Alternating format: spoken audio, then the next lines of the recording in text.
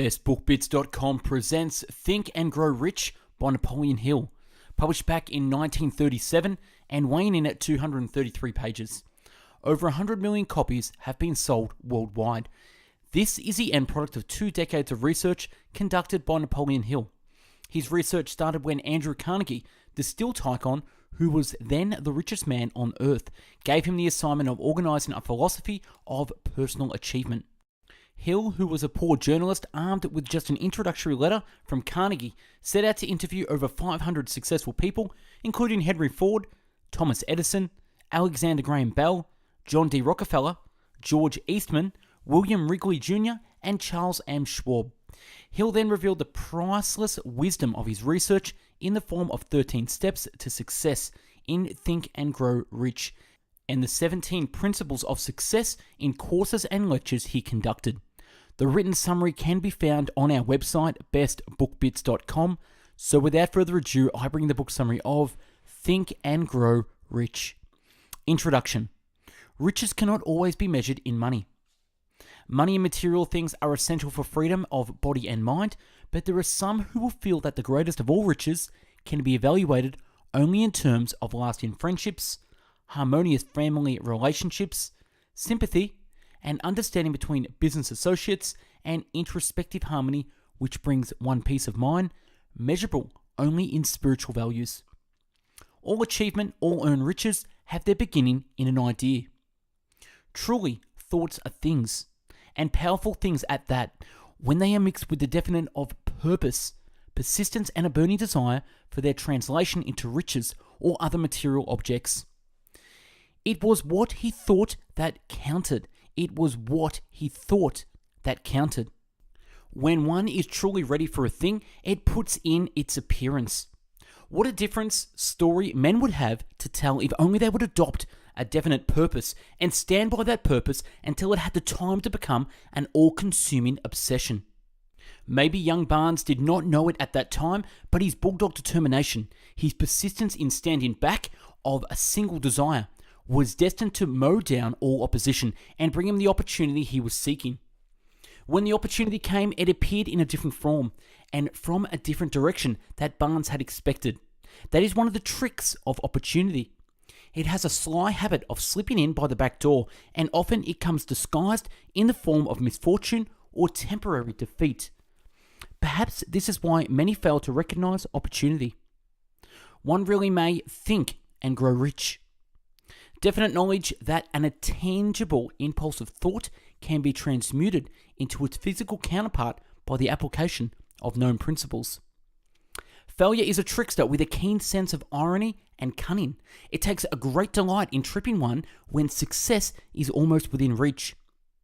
It taught me to keep on keeping on, no matter how hard the going may be, a lesson I needed to learn before I could succeed in anything. One sound idea is all that one needs to achieve success. When you begin to think and grow rich, you will observe that riches begin with a state of mind, with definiteness of purpose, with little or no hard work. So did the spell of fear in the minds of people gradually fade away and become faith. One of the main weaknesses of mankind is the average man's familiarity with the word impossible. Success comes to those who become success conscious. Success comes to those who become success conscious. Another weakness found in altogether too many people is the habit of measuring everything and everyone by their own impressions and beliefs. Desire, knowing what one wants. You are the master of your own fate, the captain of your soul. Because we have the power to control our thoughts, that our brains become magnetized with the dominating thoughts which we hold in our minds. And by means with which no man is familiar, these magnets attract to us the forces, therefore the circumstances of life which harmonizes with the nature of our dominating thoughts. Chapter 1, Desire, the starting point of all achievement, the first step towards riches. He may have resembled a tramp, but his thoughts were those of a king. Barnes' desire was not a hope, it was not a wish, it was a keen, pulsating desire which transcended everything else. It was definite. Barnes succeeded because he chose a definite goal, placed all his energies, all his willpower, all his effort, everything backed of that goal. He stood by his desire until it became the dominating obsession of his life and finally a fact. Every person who wins in any undertaking must be willing to burn his ships and cut all sources of retreat. Only by doing can one be sure of maintaining that state of mind known as a burning desire to win, essential to success. Wishing will not bring riches. Wishing will not bring riches. But desiring riches with a state of mind that becomes an obsession when planning definite ways and means to acquire riches and backing those plans with persistence, which does not recognize failure, will bring riches. The method by which desire for riches can be transmuted into its financial equivalent consists of 6 definite practical steps. Visualize. First, fix in your mind the exact amount of money you desire. It is not sufficient merely to say, I want plenty of money. First, by definite as to the amount, there is a psychological reason for definiteness, which will be described in the subsequent chapter. Second, determine exactly what you intend to give in return for the money you desire. There is no such reality as something for nothing. Third, establish a definite date when you intend to possess the money you desire. Fourth, create a definite plan for carrying out your desire, and begin at once, whether you are ready or not, to put this plan into action. Fifth, write out a clear, concise statement of the amount of money you intend to acquire. Name the timeline limit for its acquisition. State what you intend to give in return for the money, and describe clearly the plan through which you intend to accumulate it. Sixth, read your written statement aloud twice daily, once before retiring at night and once after arising in the morning. As you read, see and feel and believe yourself already in the possession of the money. Only those who become money conscious ever accumulate great riches. Money consciousness means that the mind has become so thoroughly saturated with the desire for money that one can see oneself already in the possession of it. One must realize that all who have accumulated great fortunes first did a certain amount of dreaming, hoping, wishing, desiring, and planning before they acquired money. Every great leader from the dawn of civilization down to the present was a dreamer. There is one quality which one must possess to win, and that is definiteness of purpose, the knowledge of what one wants, and a burning desire to possess it. This changed world requires practical dreamers who can and will put their dreams into action. The practical dreamers have always been and always will be the pattern makers of civilization. The pattern makers of civilization. Tolerance, an open mind are practical necessities of the dreamer of today. You must catch the spirit of the great pioneers of the past. Success requires no apologies. Failure permits no alibis. If the thing you wish to do is right and you believe in it, go ahead and do it. Put your dreams across and never mind what they say if you meet with temporary defeat, for they perhaps do not know that every failure brings with it the seed of an equivalent success. The greatest achievement was, at first and for a time, but a dream. Dreams are the seedling of reality. Awake, arise, and assert yourself, you dreamers of the world. The world is filled with an abundance of opportunity which the dreamers of the past never knew. Being forced through misfortune to become acquainted with his other self and to use his imagination, he discovered himself to be a great author. There is a difference between wishing for a thing and being ready to receive it. No one is ready for a thing until he believes he can acquire it. The state of mind must be belief, not mere hope or wish. Open-mindedness is essential for belief. Closed minds do not inspire faith, courage, and belief. Remember, no more effort is required to aim high in life, to demand abundance and prosperity, than is required to accept misery and poverty. The whole course of things goes to teach us faith. We need only obey. There is guidance for each of us, and by lowly listening, we shall hear the right word. Our only limitations are those we set up in our own minds. Handicaps can be converted into stepping stones of which one may climb towards some worthy goal, unless they are accepted as obstacles and used as alibis. Nothing is impossible to a person who backs desire with enduring faith. Strange and improbable is the power of the human mind. Nothing but his own desire to live saved him.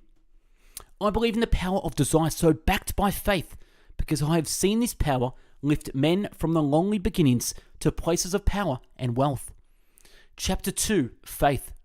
Visualization of and believe in the attainment of desire, the second step towards riches. Faith is the head chemist of the mind. Faith is the head chemist of the mind.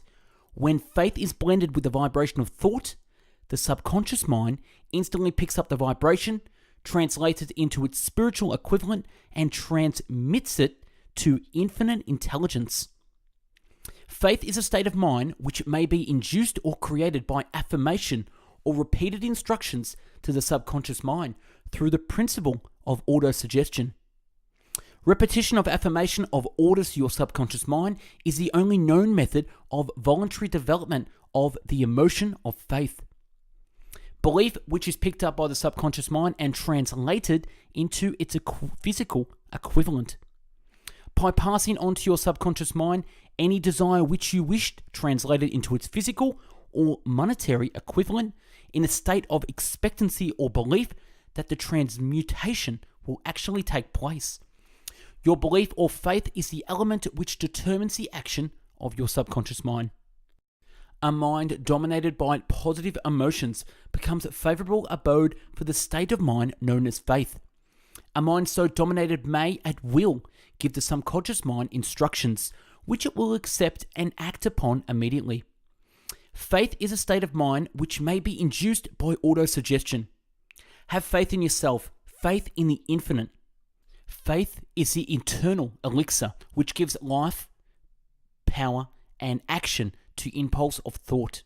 Faith is the starting point of all. Faith is the basis of all miracles and all mysteries which cannot be analyzed by the rules of science.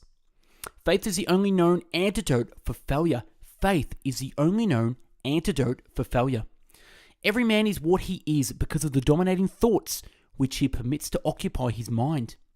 Thoughts which a man deliberately places in his own mind and encourages with sympathy and with which he mixes any one or more of the emotions constitute the motivating forces which direct and control his every movement, act, and deed. Thoughts which are mixed with any of the feelings of emotions constitute a magnetic force which attracts from the vibrations of the ether of similar or related thoughts.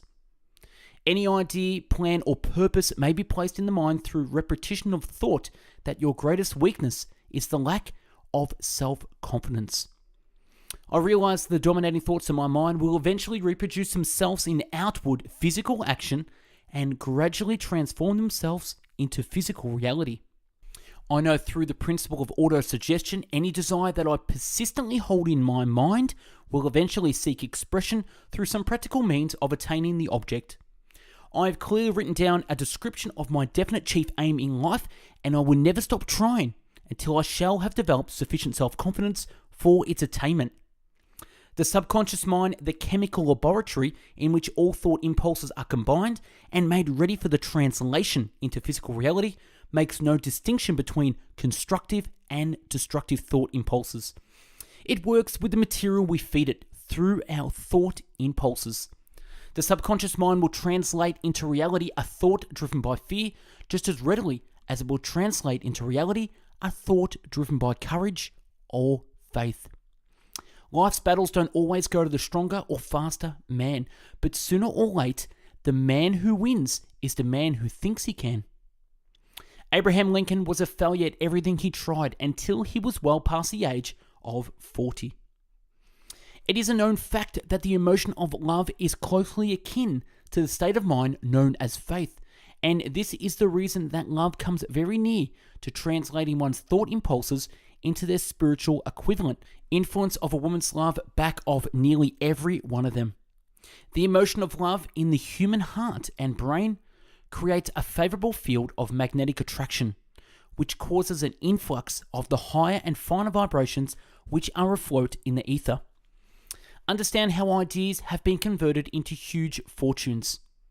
Riches begin in the form of thought. Riches begin in the form of thought. The amount is limited only by the person in whose mind the thought is put into motion. Faith removes limitations. There are no limitations to the mind except those we acknowledge. Both poverty and riches are the offspring of thought. Chapter 3, Autosuggestion, the medium for influencing the subconscious mind, the third step towards riches. Autosuggestion is a term which applies to all suggestions and all self-administered stimuli which reaches one's mind through the five senses. Stated in another way, autosuggestion. Nature has so built man that he has absolute control over the material which reaches his subconscious mind through his five senses. Although this is not meant to be constructed as a statement that man always exercises this control. In this great majority of instances, he does not exercise it, which explains why so many people go through life in poverty. Communicate the object of your desire directly to your subconscious mind in a spirit of absolute faith. Through repetition of this procedure, you voluntarily create thought habits which are favorable to your efforts to transmute desire into its monetary equivalent. If you repeat 1,000,000 times the famous Inmal Cura formula day by day in every way, I'm getting better and better, without mixing emotion and faith with your words, you will experience no desirable results. Your subconscious mind recognizes and acts upon only thoughts which have been well mixed with emotion or feelings. Plain, unemotional words do not influence the subconscious mind. Remember, there is no such possibility as something for nothing. Ability to reach and influence your subconscious mind has its price, and you must pay that price. Your ability to use the principle of autosuggestion will depend very largely upon your capacity to concentrate upon a given desire until that desire becomes a burning obsession. Faith is the strongest, most productive of the emotions. Skepticism in connection with any new ideas is characteristic of all human beings. I am the master of my fate. I am the captain of my soul.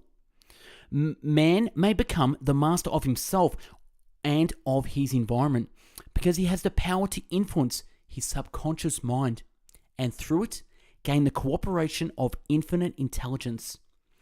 Chapter 4, Specialized Knowledge, Personal Experiences or Observations, the fourth step towards riches.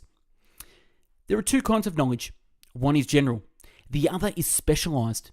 General knowledge, no matter how great in quantity or variety it may be, is of but little use in the accumulation of money. The faculties of the great universities possess, in the aggregate, particularly every form of general knowledge known to civilization. Most of the professors have but little or no money. They specialize on teaching knowledge, but they do not specialize of the organization or the use of knowledge. Knowledge will not attract money unless it is organized and intelligently directed through practical plans of action to the definite end of accumulation of money. Knowledge is only potential power. It becomes power only when and if it is organized into definite plans of action and directed to a definite end. An educated man is one who has so developed the faculties of his mind that he may acquire anything he wants or its equivalent without violating the rights of others. Any man is educated who knows where to get knowledge which he needs it, and how to organize that knowledge into definite plans of action. Men sometimes go through life suffering from inferiority complexes because they are not men of education. It pays to know how to purchase knowledge. It pays to know how to purchase knowledge. As knowledge is acquired, it must be organized and put into use for a definite purpose through practical plans. Knowledge has no value except that which can be gained from its application towards some worthy end. This is the one reason why college degrees are not valued more highly. They represent nothing but miscellaneous knowledge. Successful men in all callings never stop acquiring specialized knowledge related to their major purpose, business, or profession. One of the strange things about human beings is that they value only that which has a price. There is one weakness in people for which there is no remedy. It is the universal weakness of lack of ambition. The person who stops studying merely because he has finished school is forever hopelessly doomed to mediocrity, no matter what may be his calling. The way of success is the way of continuous pursuit of knowledge. Specialized knowledge plus imagination were the ingredients that went into this unique and successful business. The beginning of this successful business was an idea. Doing a thing well never is trouble. Doing a thing well is never trouble. It should be remembered also that the outlook from the bottom is not so bright or encouraging. It has a tendency to kill off ambition. We call it getting into a rut, which means that we accept our fate because we form the habit of daily routine. A habit that finally becomes so strong we cease to try to throw it off. All the world loves a winner and has no time for a loser. That we rise to high positions or remain at the bottom. Conditions we can control if we desire to control them. Both success and failure are largely the result of habit. Both success and failure are largely the results of habit. Ideas with much less merit have been the seedlings from which great fortunes have grown. The idea is capable of yielding an income far greater than that of the average doctor, lawyer, or engineer whose education required several years in college. There is no fixed price for sound ideas. Capability means imagination, and the one quality needed to combine specialized knowledge with ideas in the form of organized plans designed to yield riches. The idea is the main thing. Chapter 5, Imagination, the workshop of the mind, the fifth step towards riches. The imagination is literally the workshop wherein are fashioned all plans created by the man. The impulse to desire is given shape, form, and action through the aid of the imaginative faculty of the mind. Man can create anything which he can imagine. Man's only limitations, within reason, lies in his development and use of his imagination. Desire is only a thought, an impulse. Desire is thought impulse. Thought impulses are forms of energy. Ideas are the beginning points of all fortunes. Ideas are the products of imagination. Learn by doing. God seems to throw himself on the side of the man who knows exactly what he wants, if he is determined to get just that. An idea is an impulse of thought that impels action by the appeal to the imagination. There is no standard price on ideas. The creator of ideas makes his own price, and if he is smart, gets it. The story of practically every great fortune starts with the day when a creator of ideas and a seller of ideas got together and worked in harmony. The idea of organizing the principles of achievement into a philosophy of success. Ideas are like that. First you give life and action and guidance to ideas, then they take on power of their own and sweep aside all opposition. Ideas are intangible forces, but they have more power than the physical brains that give birth to them. Do unto others as you would have others do unto you. Success requires no explanations. Failure permits no alibis. And Chapter 6, Organized Planning, the crystallization of desire into action, the sixth step towards riches. Everything man creates or requires begins in the form of desire. Majority of men meet with failure because of their lack of persistence in creating new plans to take the place of those which fail. The most intelligent man living cannot succeed in accumulating money, nor in any other undertaking without plans which are practical and workable. Temporary defeat should mean only one thing: the certain knowledge that there is something wrong with your plans. Millions of men go through life in misery and poverty because they lack a sound plan through which to accumulate a fortune. Your achievement can be no greater than your plans are sound. No man is ever whipped until he quits in his own mind.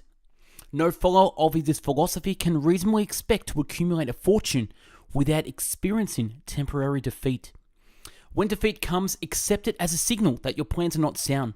Rebuild those plans and set sail once more toward your converted goal. If you give up before your goal has been reached, you are a quitter. A quitter never wins, and a winner never quits. Money of itself is nothing but inert matter. It cannot move, think, or talk, but it can hear when a man who desires it calls it to come.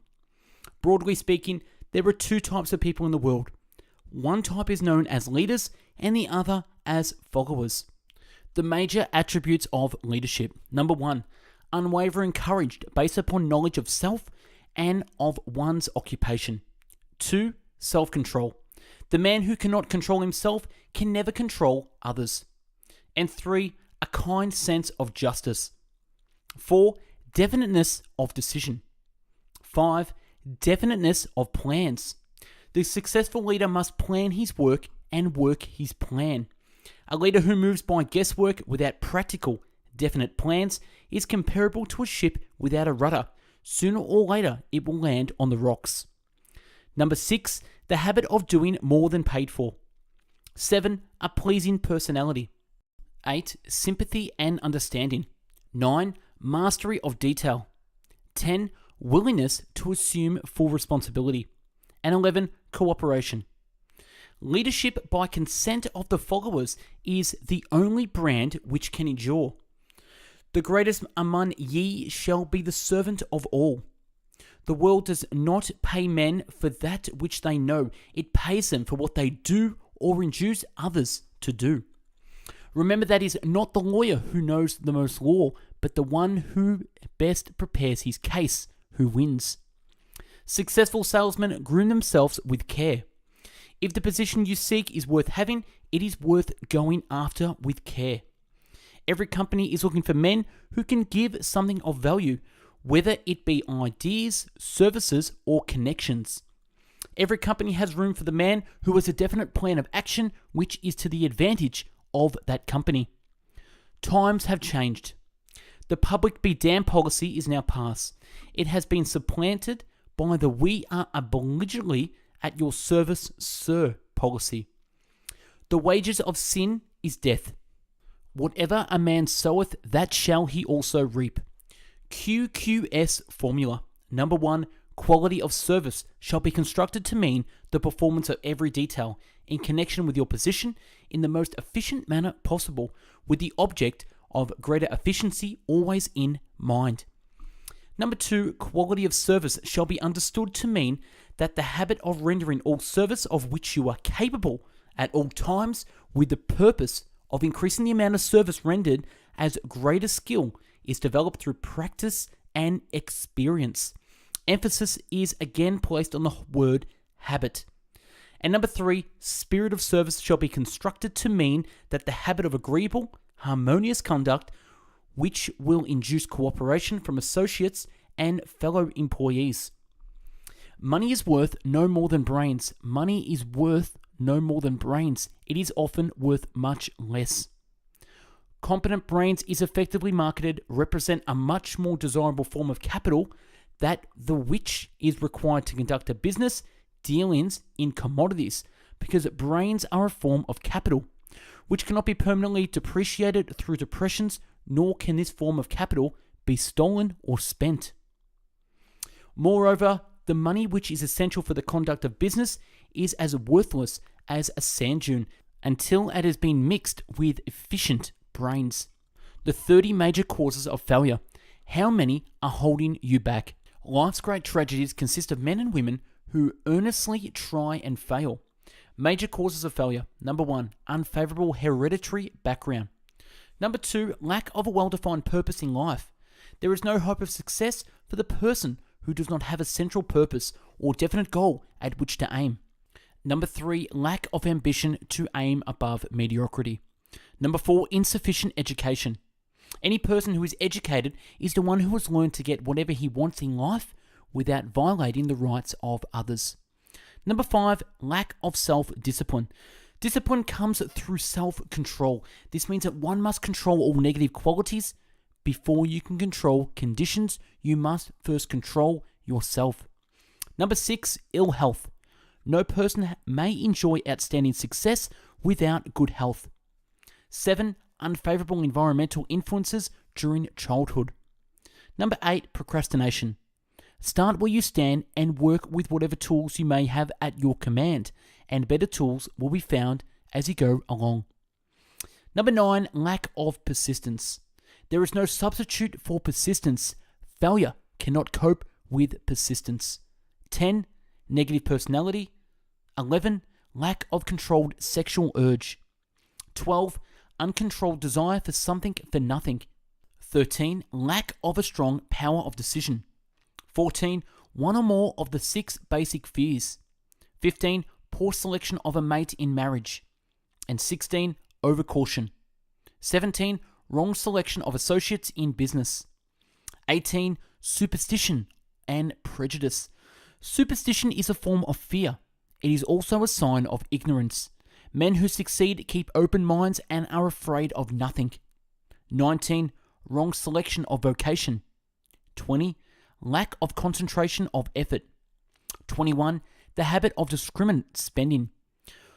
From the habit of systematic saving, we put aside a definite percentage of your income. Money in the bank gives one a very safe foundation of courage when bargaining for the sale of personal services. Without money, one must take what one is offered and be glad to get it. 22, lack of enthusiasm. 23, intolerance. 24, intemperaments. 25, inability to cooperate with others. 26, possession of power that was not acquired through self-effort. 27, intentional dishonesty. 28, egotism and vanity. And 29, guessing instead of thinking. And 30, lack of capital. It is one thing to want money. Everyone wants more, but it is something entirely different to be worth more. Many people mistake their wants for their just dues. Your financial requirements or wants have nothing whatsoever to do with your worth. Your value is established entirely by your ability to render a useful service or your capacity to induce others to render such service. Moreover, the yearly analysis should disclose a decrease in faults and an increase in virtues. One goes ahead, stands still, or goes backwards in life. One's object should be, of course, to go ahead. The name of this mysterious benefactor of mankind is capital. Capital consists not alone of money, but more practically of highly organized, intelligent groups of men who plan ways and means of using money efficiently for the good of the public and profitably to themselves. Set up to the front, select what you want, create your plan, put the plan into action, and follow through with persistence. Law of Economics. Chapter 7, Decision, the mastery of procrastination, the 7th step towards riches. Procrastination, the opposite of decision, is a common enemy which practically every man must conquer. The habit of rendering decisions promptly and of changing these decisions slowly, if and when they were changed. Opinions are the cheapest commodities on earth. Opinions are the cheapest commodities on earth. Everyone has a flock of opinions ready to be wished upon anyone who will accept them. If you are influenced by opinions, when you reach decision, you will not succeed in any undertaking, much less in that of transmuting your own desire into money. Close friends and relatives, while not meaning to do so, often handicap one through opinions and sometimes through ridicule, which is meant to be humorous. Thousands of men and women carry inferiority complexes with them all through life, because some well-meaning but ignorant person destroyed their confidence through opinions or ridicule. Genuine wisdom is usually conspicuous through modesty and silence. Let one of your first decisions be to keep a closed mouth and open ears and eyes. The value of decisions depend upon the courage required to render them. The great decisions which served as the foundation of civilization were reached by assuming great risks, which often meant the possibility of death. By decisions made in a similar spirit of faith, and only by such decisions can men solve their personal problems and win for themselves higher states of material and spiritual wealth. Let us not forget this thought, backed by strong desire, has a tendency to transmute itself into its physical equivalent. Those who reach decisions promptly and definitely know what they want and generally get it. Chapter 8, Persistence. the sustained effort necessary to induce faith, the 8th step towards riches. Persistence is an essential factor in the procedure of transmuting desire into its monetary equivalent. The basis of persistence is the power of will. Willpower and desire, when properly combined, make an irresistible pair. The starting point of all achievement is desire. The starting point of all achievement is desire. Keep this constantly in mind. Weak desires bring weak results, just as small amounts of fire make a small amount of heat. Your subconscious mind works continuously while you are awake and while you are asleep. To get results, you must apply all of the rules until the application becomes a fixed habit with you. In no other way can you develop the necessary money consciousness. The money consciousness must be created to order unless one is born with such a consciousness. Catch the full significance of the statement in the preceding paragraph, and you will undertake the importance of persistence in the accumulation of a fortune. Without persistence, you will be defeated even before you start. With persistence, you will win. There is no substitute for persistence. It cannot be supplanted by any other quality. Those who have cultivated the habit of persistence seem to enjoy insurance against failure. No matter how many times they are defeated, they finally arrive up toward the top of the ladder. Sometimes it appears that there is a hidden guide whose duty is to test men through all sorts of discouraging experiences. Those who pick themselves up after defeat and keep on trying arrive, and the world cries, "Bravo, I knew you could do it."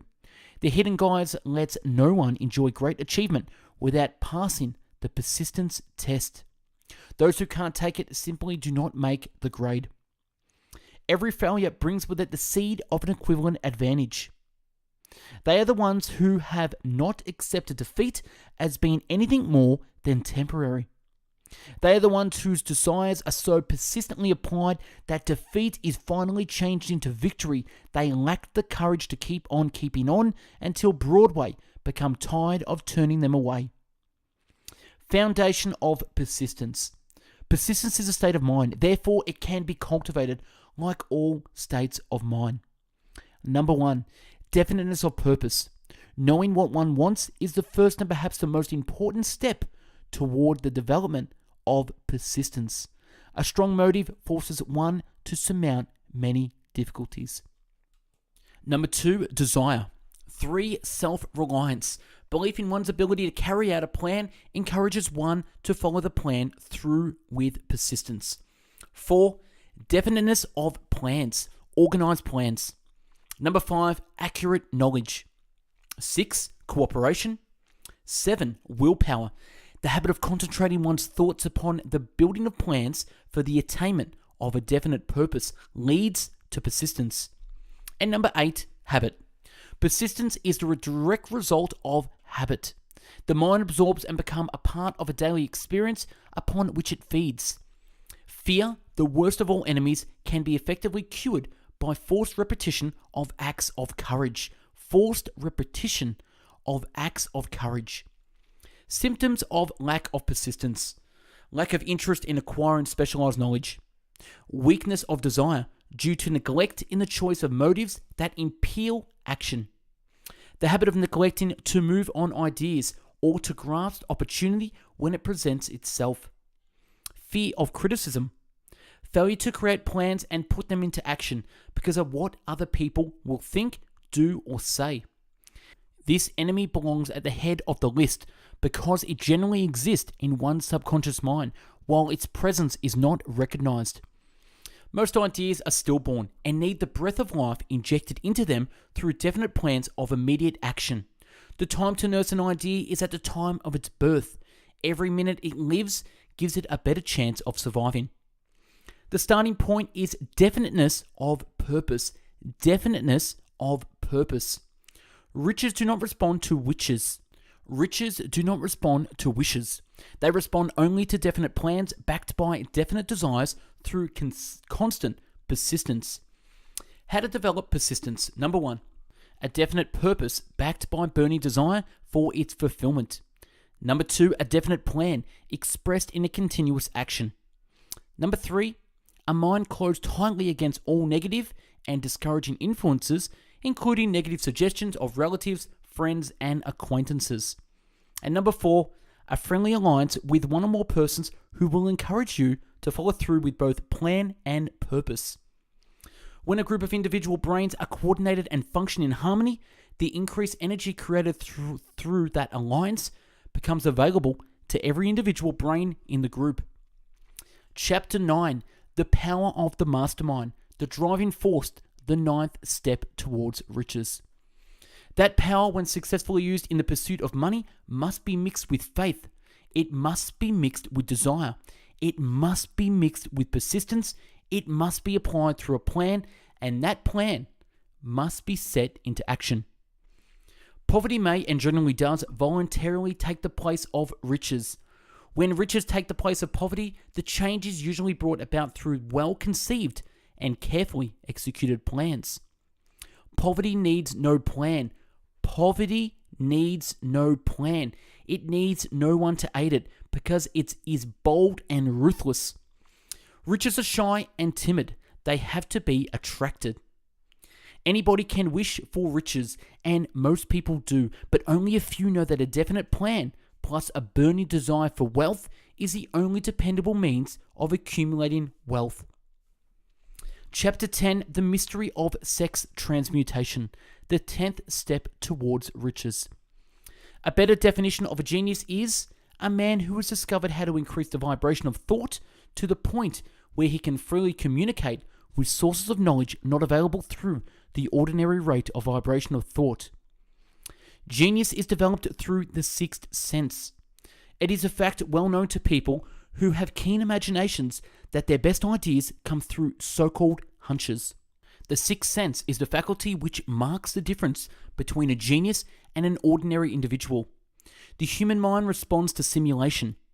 The human mind responds to stimulation. The desire for sexual expression is far the strongest and most impelling of all human emotions, and for this very reason, this desire, when harnessed and transmuted into action, other than that of the physical expression, may arise one to the state of genius. The world is ruled and the destiny of civilization is established by the human emotions. People are influenced in their actions not by reason so much as by feelings. The creative faculty of mind is set into action entirely by emotions and not by cold reason. The most powerful of all human emotions is that of sex. A teacher who was trained and directed the efforts of more than 30,000 salespeople made the astounding discovery that highly sexed men are the most efficient salesmen. The explanation is that the factor of personality known as personal magnetism is nothing more nor less than sex energy. Highly sexed people always have plentiful supply of magnetism. When employing salesmen, the more capable sales managers look for the quality of personal magnetism as the first requirement of a salesman. People who lack sex energy will never become enthusiastic nor inspire others with enthusiasm. And enthusiasm is one of the most important requirements in salesmanship, no matter what one is selling. Every intelligent person knows that stimulation in excess through alcoholic drink and narcotics is a form of intemperance, which destroys the vital organs of the body, including the brain. Hypochondriac, imaginary illness. A man may, because of reason, make certain changes in his personal conduct to avoid the consequences of undesirable efforts, but genuine reformation only comes through a change of heart, through a desire to change. The mind is a creature of habit. The mind is a creature of habit. It thrives upon the dominating thoughts. Feed it. Control of the mind. Through the power of will, it is not difficult. Control comes from persistence and habit. Control comes from persistence and habit. The emotion of love brings out and develops the artistic and the aesthetic nature of man. It leaves us to impress upon one's very soul, even after fire has been subdued by time and circumstance. Memories of love never pass. Memories of love never pass. They linger, guide, and influence long after the source of stimulation has faded. There is nothing new in this. Every person who has been moved by genuine love knows that it leaves enduring traces upon the human heart. The effect of love endures, because love is spiritual in nature. The man who cannot be stimulated by great heights of achievement by love is hopeless. He is dead, though he may seem to live. All love experiences are beneficial, except to the person who becomes resentful and cynical when love makes its departure. Love is spiritual, while sex is biological. No experience which touches the human heart with a spiritual force can possibly be harmful, except through ignorance or jealousy. Love is an emotion with many sides, shades, and colors. The love which one feels for the parents or children is quite different from that which one feels for one's sweetheart. One is mixed with the emotion of sex, while the other is not. The making and breaking is a result of the wife's understanding or lack of understanding of the emotions of love, sex, and romance. Man's greatest motivating force is his desire to please women. Man has the same desire to please women that he had before the dawn of civilization. The only thing that has changed is his method of pleasing. Chapter 11, the subconscious mind, the connecting link, the 11th step towards riches. The subconscious mind consists of a field of consciousness in which every impulse of thought that reaches the objective mind through any of the five senses is classified and recorded, and from which thoughts may be recalled or withdrawn as letters may be taken from a filing cabinet. It receives and files sense of impressions or thoughts, regardless of their nature. It may be voluntary plant in your subconscious mind, any plan, thought, or purpose which you desire to translate into its physical or monetary equivalent. The subconscious acts first on the dominating desires which have been mixed with emotional feelings such as faith. You cannot entirely control your subconscious mind, but you can voluntarily hand it over to any plan, desire, or purpose which you wish transformed into concrete form. There is plenty of evidence to support the belief that the subconscious mind is the connecting link between the finite mind of man and the infinite intelligence. The very fact that the subconscious mind is the medium of communication which almost paralyzes one's reason.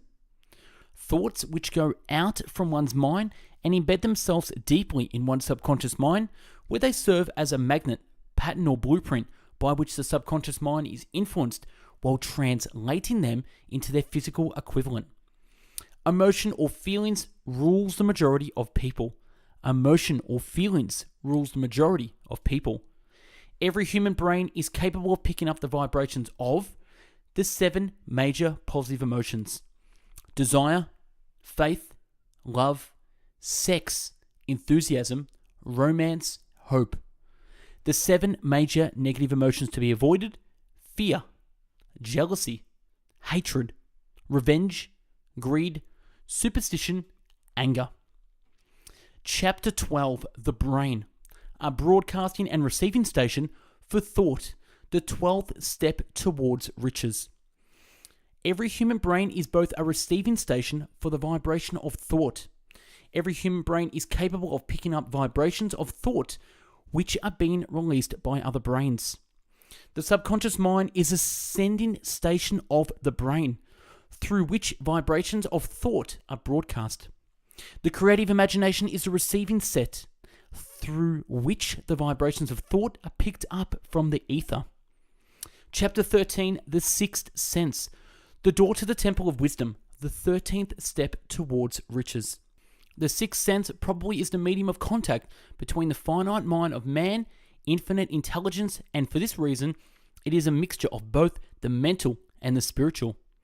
Emulate the great by feeling and action as nearly as possible. All men have become what they are because of their dominating thoughts and desires. I knew that every deeply seated desire has the effect of causing one to seek outward expression through which that desire may be transmuted into reality. Your own thoughts and desires serve as the magnet which attracts. Somewhere in the cell structure of the brain is located an organ which receives vibrations of thought, ordinarily called hunches. Nearly all great leaders such as Napoleon, Bismarck, Joan of Arc, Christ, Buddha, Confucius, and Muhammad understood, and probably made use of the sixth sense almost continuously. The major portion of their greatness consisted of their knowledge of this principle.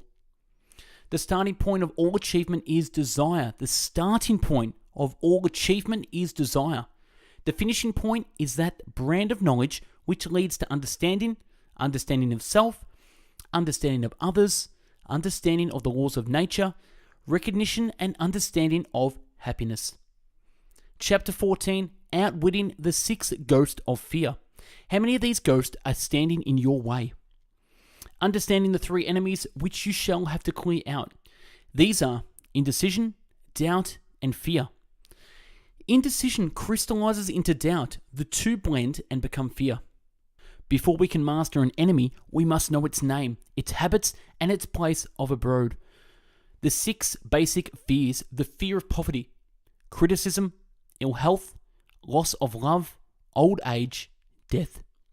Fears are nothing more than states of mind. One state of mind is subject to control and direction. Man can create nothing which it does not first conceive in the form of an impulse of thought. Man's thought impulses begin immediately to translate themselves into their physical equivalent, whether those thoughts are voluntary or involuntary.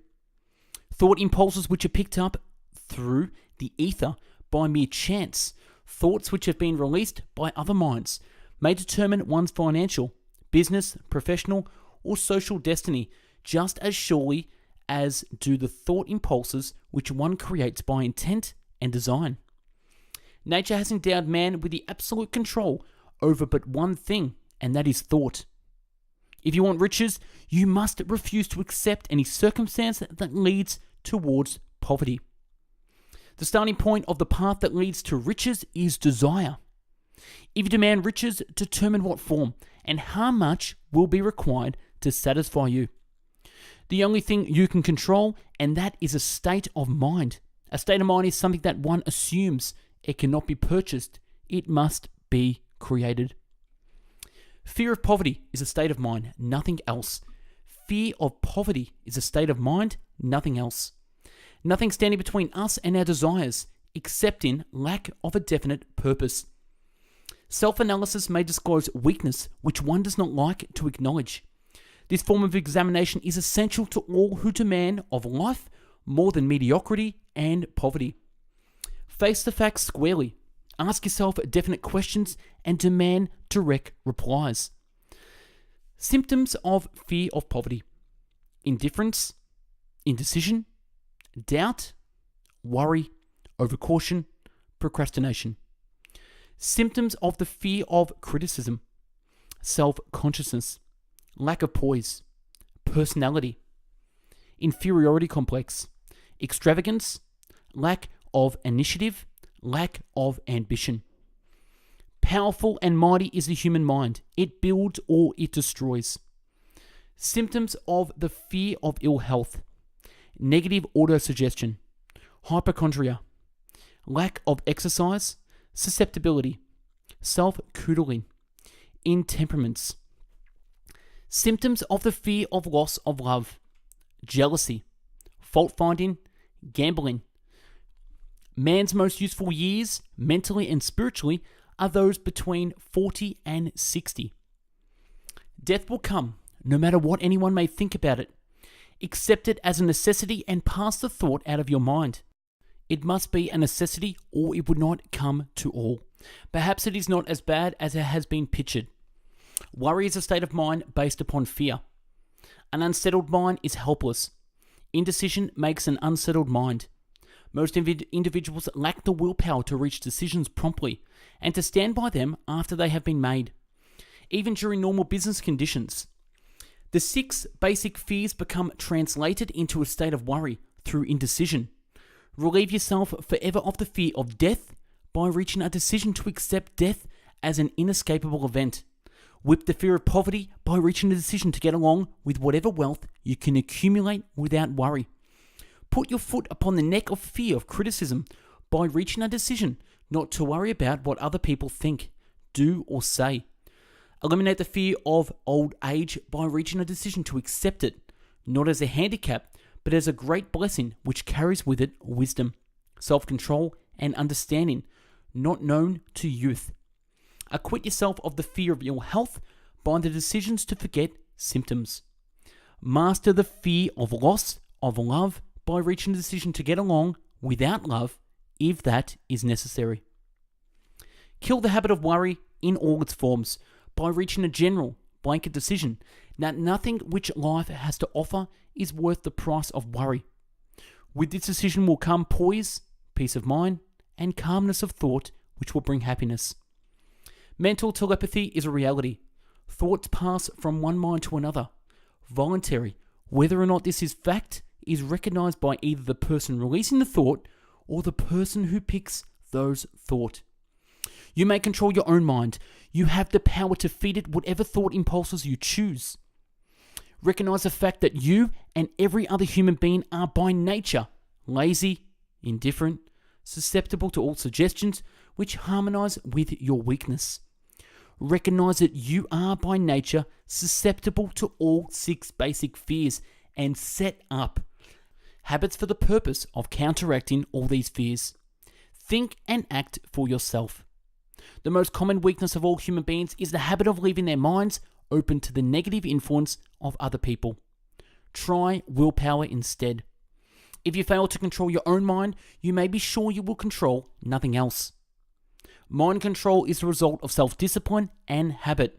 You either control your mind or it controls you. There is no halfway compromise. The most practical of all methods for controlling the mind is the habit of keeping it busy with a definite purpose, backed by a definite plan. A man's alibi is the child of his own imagination. Habits are difficult to break, especially when they provide justification for something we do. Plato had this truth in his mind when he said, "The first and best victory is to conquer self. To be conquered by self is, of all things, the most shameful and vile." It was a great surprise to me when I discovered that the most of ugliness I saw in others was but a reflection of my own nature. Life is a checkerboard, and you, the player. Opposite you is time. If you hesitate before moving or neglect to move promptly, your men will be wiped off the board by time. You are playing against a partner who will not tolerate indecision. And that's a wrap on this amazing book, Think and Grow Rich by Napoleon Hill. Subscribe to our channel and take a look at the hundreds of book summaries uploaded previously. To find hundreds of written summaries, check out our website, bestbookbits.com. And for hundreds of audio podcast summaries, find us on mixcloud.com/bestbookbits. Like and share if you got something from this summary, and comment on what one thing stood out for you. Thanks for watching and have yourself an amazing day.